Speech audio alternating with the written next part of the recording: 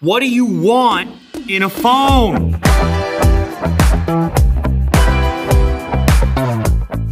Nice, bright screen, fast refresh rate, fast charge, latest chip, tons of RAM, stupid storage up to 1 terabyte. This is a beast of a phone, and it's definitely going to be the one to beat for the rest of the year.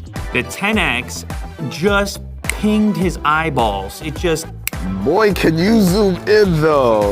Look at the detail on just my sweater. You can see the fabric. Things like improved video stabilization, better low light performance, more precise portrait mode cutouts.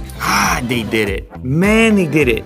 The Ultra does come with the same 5,000 milliamp hour battery, which is impressive considering they also had to leave room for the S Pen. I find that overall this is a very fast phone. It can pretty much throw whatever you want at it and it'll be able to handle the task. If you want power, this thing absolutely delivers. And now you have the pen input as well for extra flexibility. Even improved the S Pen's latency down to 2.8 milliseconds, so it should feel even more responsive when you're jotting down notes or sketches. Like if you didn't experience that before, it's arguably a little more comfortable. This screen, it gets extremely bright. One of the brightest screens I've ever seen.